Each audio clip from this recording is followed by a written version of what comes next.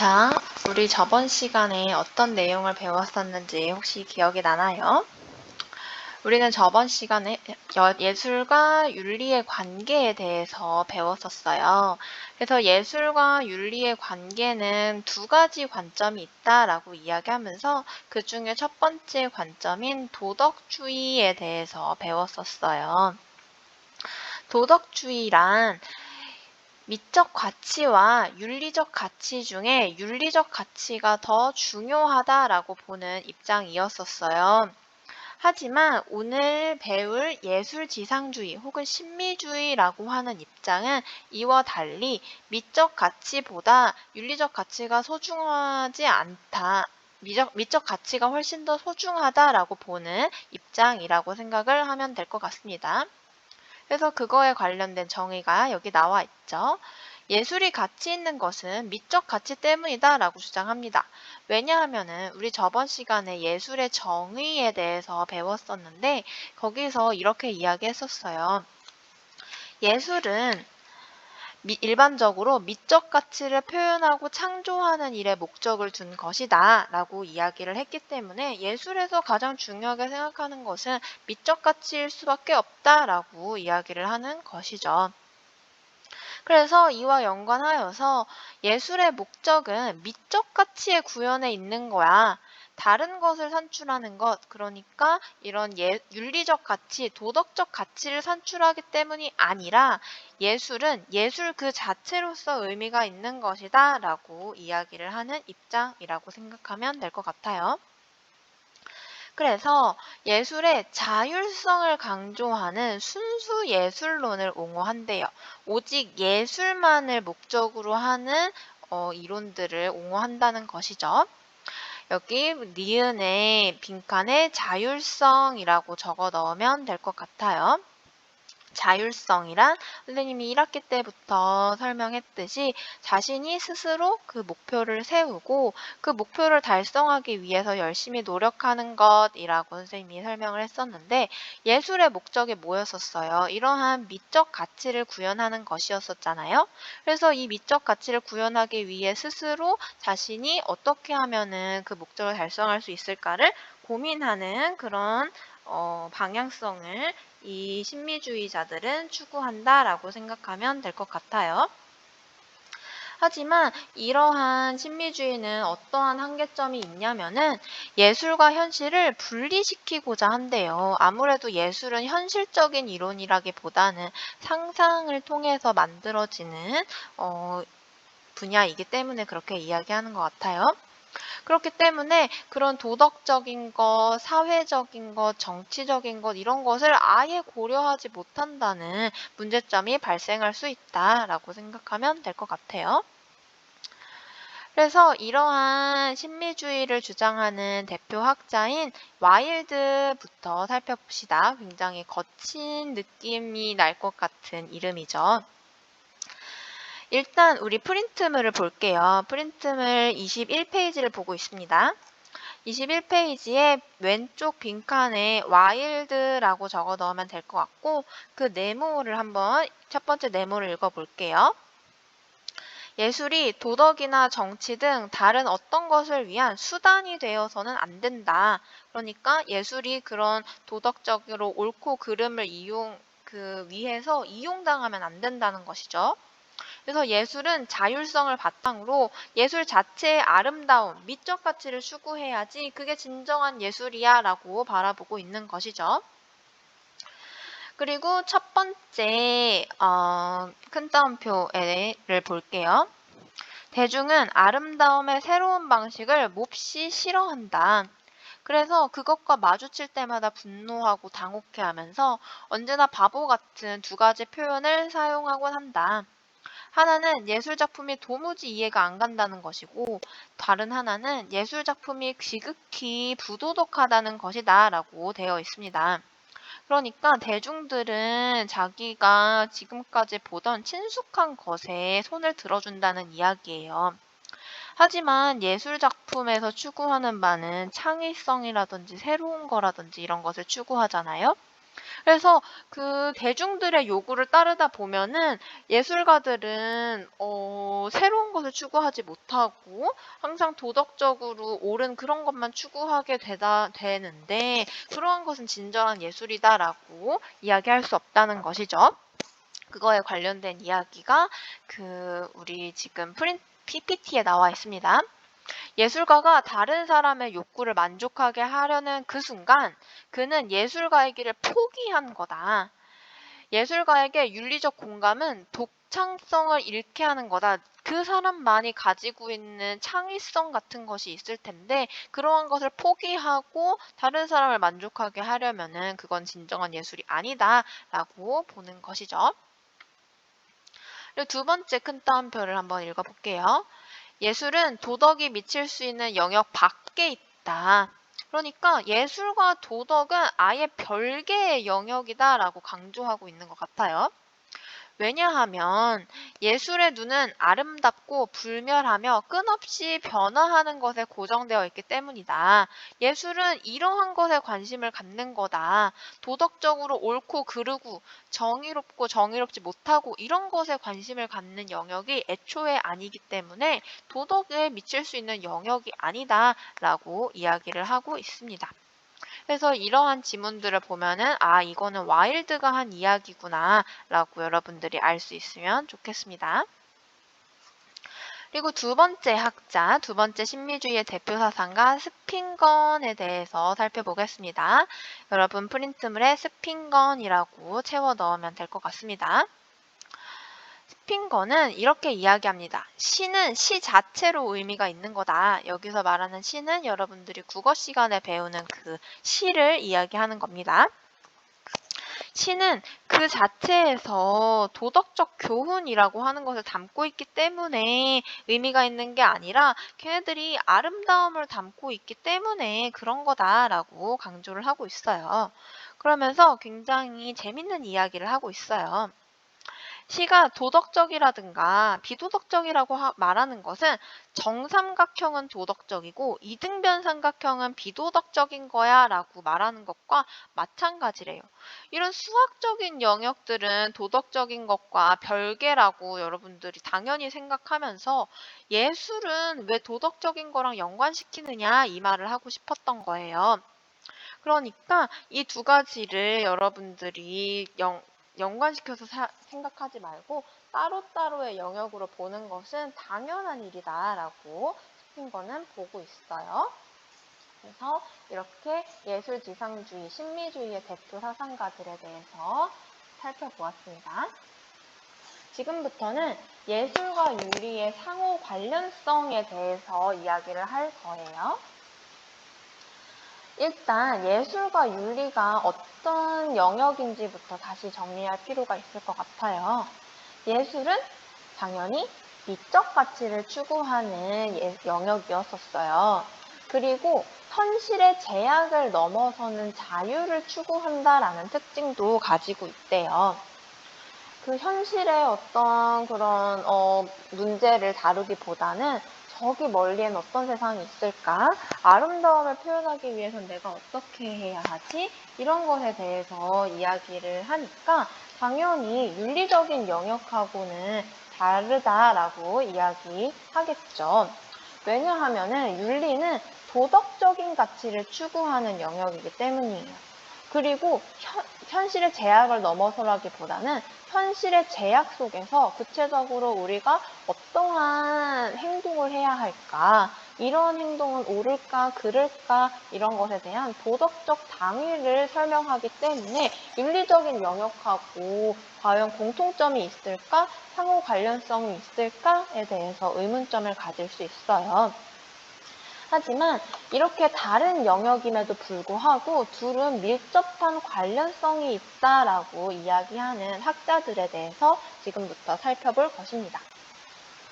왜 이러한 학자들이 예술과 윤리가 이렇게 다른 점을 가지고 있음에도 불구하고 상호 관련성이 있다라고 이야기를 했냐면은 이 두 가지 영역 모두 인간다운 삶에 이바지한다는 점에서 공통점을 가지고 있다라고 보기 때문이에요. 여기서 말하는 인간다운 삶이 어떤 삶이냐에 따라서 다른 학자들의 근거가 나올 수 있겠지만 어쨌든 우리가 도덕적으로 사는 것, 미적 가치를 추구하면서 사는 것 모두 다 인간다운 삶에 포함시킬 수 있다라고 이야기하는 것이에요. 그래서 이것을 이야기하는 대표 학자 첫 번째로 공자에 대해서 살펴볼 것입니다. 그래서 니은 빈칸에 공자라고 적어 넣으면 될 것 같아요. 공자는 예에서 사람이 서고 악에서 사람이 완성된다라고 보았습니다. 공자는 우리 저번 시간에 배웠던 도덕주의의 대표 사상가였었어요. 도덕주의의 대표 사상가로서 우리가 도덕적으로 살아가는데 음악, 여기서 말하는 악은 악마할 때 악자가 아니라 음악할 때 악자라고 선생님이 이야기했었죠. 그래서 이런 음악에서 사람이 완성된다라고 이야기를 했으니까 당연히 예술하고 음악은 서로 관련성이 있는 거야 라고 볼 수밖에 없겠죠. 그래서 도덕하고 예술은 조화로운 관계 속에서 서로 싸우는 것이 아니라 서로 관련성이 있다라고 이야기를 하면서 이 둘 다 우리가 진정한 인간다움을 실현하는 데에 분명히 도움을 줄 수 있다라고 공자님은 보시는 것이죠. 그래서 왜냐하면은 예술은 미적 가치, 그래 미적 가치도 중요하게 생각하지. 하지만 도덕적 가치도 분명히 담고 있어 라고 이야기를 합니다. 왜냐하면 이 도덕주의 사상가이기 때문이죠. 그래서 조화로운 관계를 추구하기도 하니까 얘네들은 이렇게 상호 관련성이 있다니까 그래서 조화로운 관계가 있음을 우리가 알 필요가 있어 라고 이야기합니다. 그래서 그 니은 맨 마지막 화살표에 빈칸 보이죠? 거기 빈칸에 조화로운 관계라고 적어 넣으면 될 것 같아요. 그리고 두 번째, 칸트라고 하는 사상가에 대해서 살펴봅시다. 칸트도 우리 저번 시간에 배웠었어요. 칸트는 형식이라고 하는 것이 매우 중요한 학자다라고 설명을 했었어요. 이 형식이라고 하는 것은 미와 선의 영역 모두 다 추구하는 것이래요. 이 미라고 하는 것은 당연히 예술의 영역에서 중요하게 생각하는 것일 테고 선이라고 하는 것은 당연히 도덕적인, 윤리적인 영역에서 중요하게 생각하는 것일 거예요. 이렇게 다른 영역이라 하더라도 둘 다 형식이 중요하대요. 미라고 하는 가치에서는 뭐 비율이라든지 어떤 음율이라든지 이러한 형식을 중요하게 생각할 테고 선의 영역에서는 보편적이라고 하는 특징을 갖고 있다라는 형식 등을 중요하게 생각할 것이에요. 그렇게 방식이 유사하니까 당연히 둘은 관련성이 있다라고 이야기하면서 미는 도덕성의 상징으로서 존재할 수 있다라고 이야기를 합니다. 우리는 궁극적으로 순수 이성적인 것으로 나아가야 된다라고 칸트는 이야기해요. 왜냐하면 칸트는 철학자이기 때문이죠.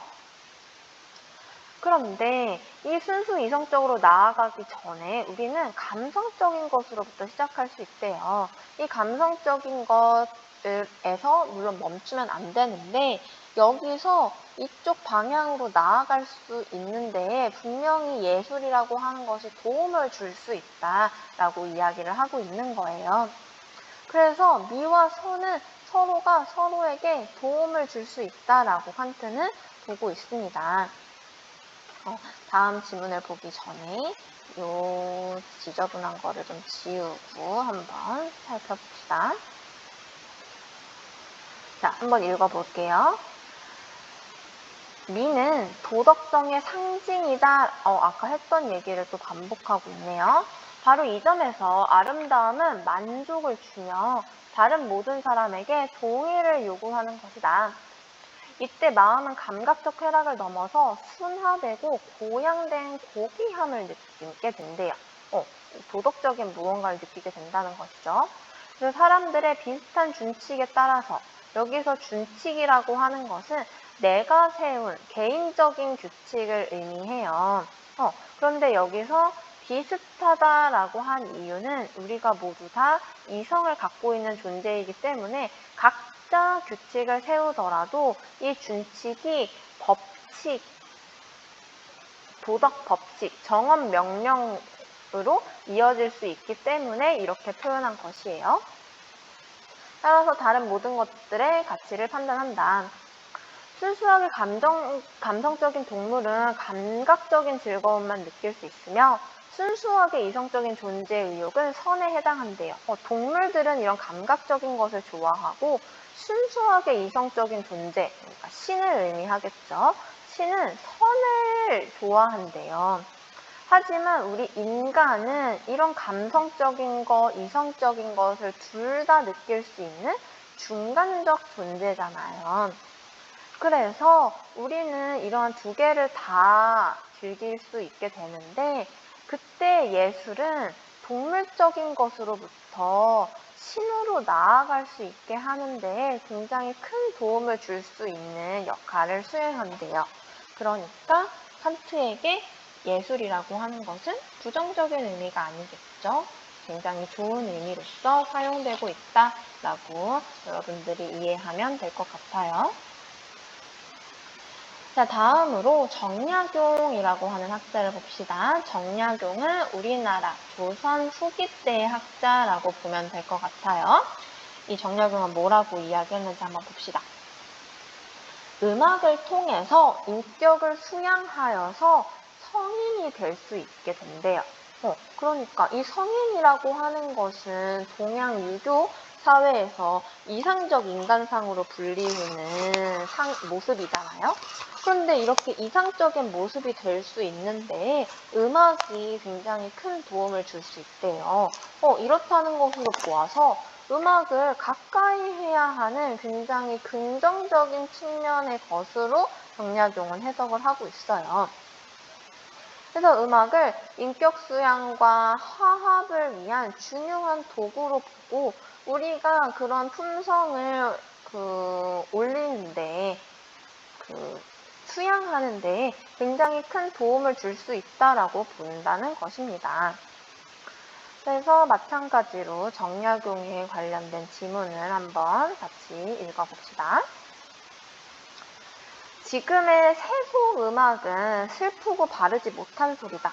세속의 음악은 그러한 성향을 보인대요. 그러나 한창 음악 앞에서 연주할 때는 과장은 그 하급 관리를 용서해주고 가장은 자기 동복을 용서해준대요. 이런 세속 음악이 바르지 못한 경향성을 보임에도 불구하고 이러한 용서라고 하는 도덕적인 감정을 불러일으키는 데 도움을 준대요.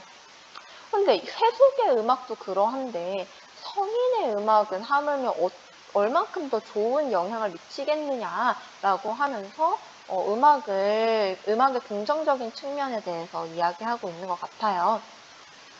그러므로 예약은 잠깐 동안이라도 몸에서 떠날 수 없게 된다라고 이야기를 합니다.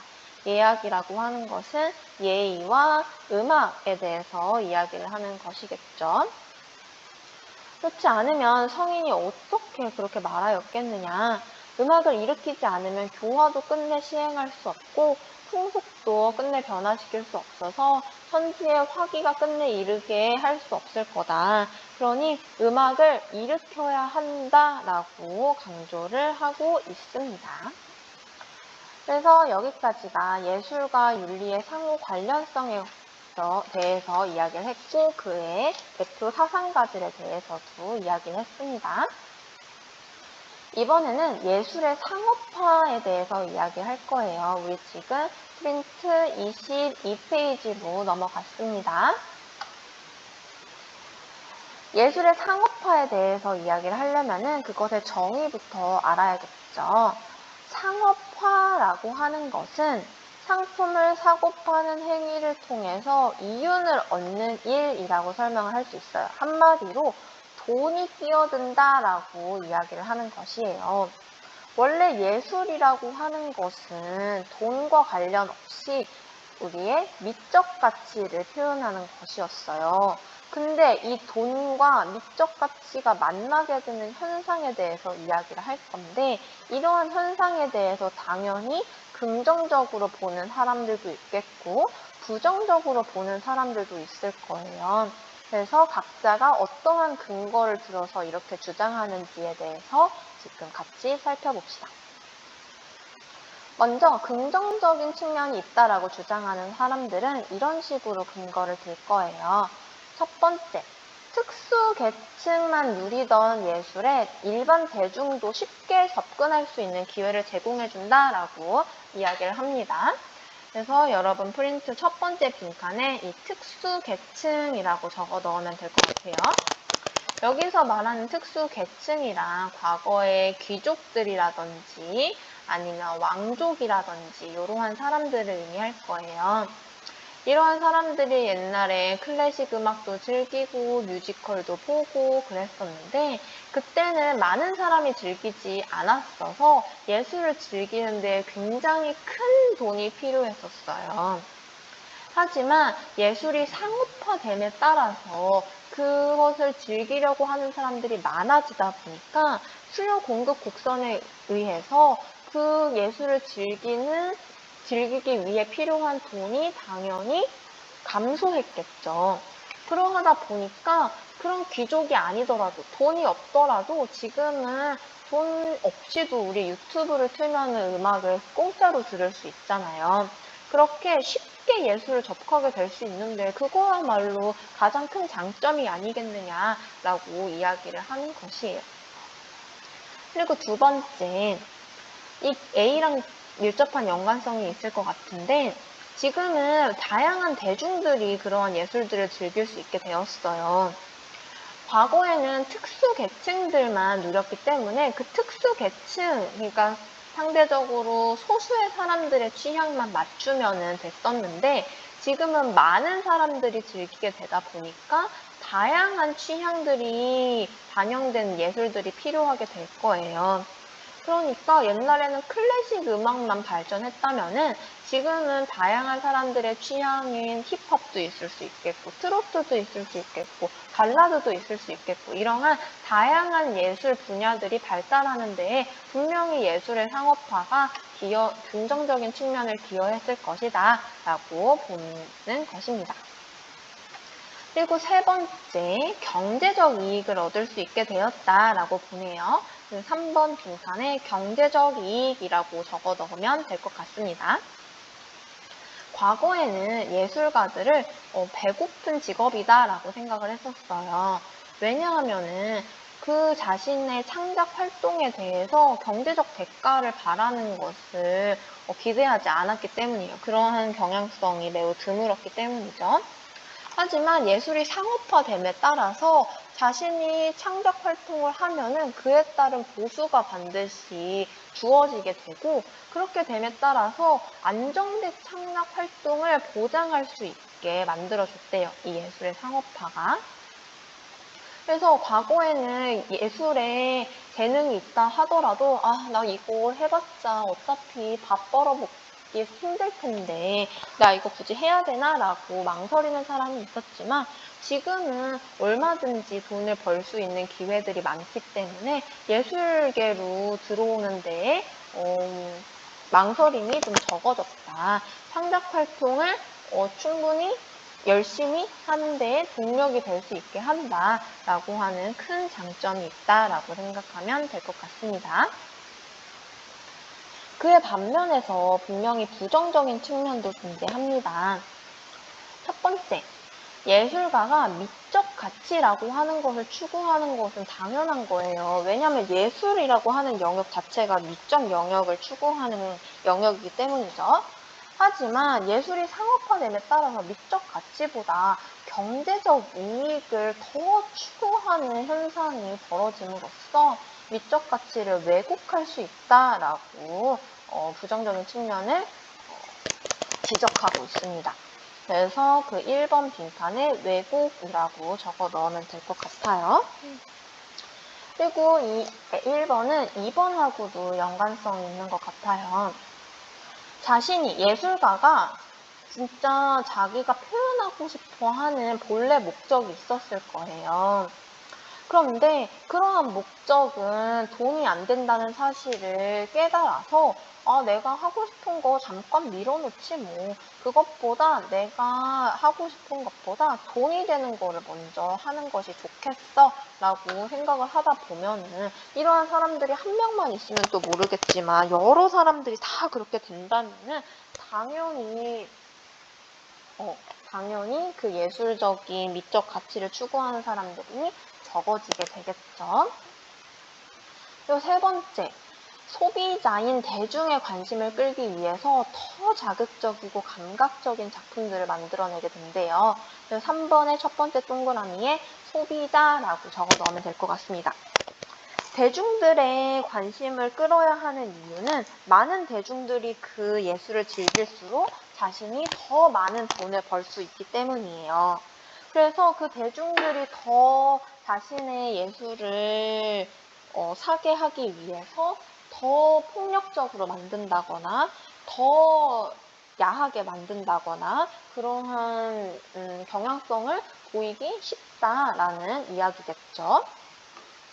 그래서 첫 번째 짝대기를 보면은 예술의 인문 교양적 가치를 배제하고 대중의 오락적 요구에 맞추는 데 집중을 할 수 있게 된대요. 예를 들어서 TV 프로그램에서 이 인문 교양적 가치에 해당하는 것은 아마 다큐일 테고 대중의 오락적 요구에 해당하는 것은 예능이겠죠. 그런데 이 예능이라고 하는 것을 사람들이 더 많이 즐긴다고 해서 이 다큐 PD들이 다 이 예능 쪽으로 건너가게 된다면은 이 다큐적인 영역들은 점점점 하락할 수밖에 없게 되겠죠. 그리고 예술을 평가하는 척도는 분명히 미적 가치가 되어야 하는데 이런 상업적 가치로서 그 목적이 도취된다면 당연히 그 예술계에서는 문제가 많이 발생할 수밖에 없을 거예요. 그러니까 이러한 부정적인 측면이 있다는 것을 분명히 알고 여러분들이 예술의 상업화에 대해서 비판적으로 받아들이는 노력이 필요할 거예요. 그래서 그것에 관련된 이야기를 이렇게 정리하고 있습니다. 지나친 상업화를 경계해야 된대요. 우리가 이 상업화를 아예 금지시킬 수는 없어요. 왜냐하면 우리 모든 사람들이 대중예술로서 이 상업화를 이미 즐기고 있기 때문이죠. 하지만 뭐든지 정도가 적당해야 하는 거지 지나치면 안 된다라고 알고 있을 거예요. 그래서 이런 것을 경계하고 예술의 참된 가치를 인식하여 발전하는 방안을 모색해야 한대요. 이런 상업적 가치와 예술의 참된 가치, 미적 가치를 동시에 누릴 수 있는 방법은 없을까에 대해서 고민할 필요가 있다는 것이에요. 그래서 이러한 방안을 모색하기 위해서 다양한 사람들의 노력이 필요하겠죠. 그래서 첫 번째, 예술가들은 어떠한 노력을 할 수 있을까요? 기억번에 예술가라고 적어 넣으면 될 것 같습니다. 예술가들은 일단 건전한 의식을 가지고 예술 활동을 해야 한대요. 건전한 의식이라고 하는 거는 일단 내가 예술가로서 돈도 물론 중요하긴 하지만 돈보다는 내가 하고자 하는 게 무엇인지에 대한 목표를 세우고 그것을 달성하려는 자율성을 확고히 해야 할 것이에요. 경제적 가치 때문에 미적 가치를 무시해서는 안 되고 내가 왜 예술가가 됐는지, 내가 표현하고자 하는 것은 무엇인지에 대한 본연의 목표를 잊어서는 안 된다라고 적혀져 있네요. 그리고 대중들, 우리들은 어떠한 태도를 취해야 할까요? 먼저 예술의 본래 가치를 판단하고 감상하려는 노력이 중요하대요. 예술의 본래적 가치는 무엇이었죠? 미적 가치였었죠. 우리는 예술의 아름다움을 느끼기 위해서 예술을 즐기는 거지 단순히 즐거움이라든지 아니면 폭력성이라든지 그런 자극적인 것을 보기 위해서 예술을 즐기는 건 아니라고 했었어요. 그래서 우리는 비판적 안목을 길러야 해요. 만약에 예술가가 자신의 본연의 자세를 잃고 경제적 가치만을 추구하면서 돈을 막 벌려고 해요. 그러면은 우리 대중은 이런 비판적 안목을 토대로 와, 이 예술가 안 되겠네. 이 예술가의 예술은 소비해주지 말아야겠다. 이런 식으로 우리의 그런 안목을 높여야지만 예술가들도 정신을 차리고 아, 내가 이런 식으로 하다가는 대중들에게 외면당할 수도 있겠구나. 이렇게 해서는 안 되겠다라고 하는 위기감을 느낄 수 있게 해줘야 돼요. 그래서 그렇게 해야지만 장기적으로 예술을 질적으로 높이는 데에 이바지할 수 있게 된다라고 알아두면 될 것 같습니다. 자, 여러분 여기까지가 문화와 윤리의 첫 번째 단원 미적 가치와 윤리적 가치에 대한 이야기였습니다. 그래서 일단 수업은 여기까지 하고 다음 시간에 계속 이어서 수업을 해보도록 하겠습니다. 여러분 모두 다 수고 많았고 다음 시간에 봐요. 안녕히 계세요.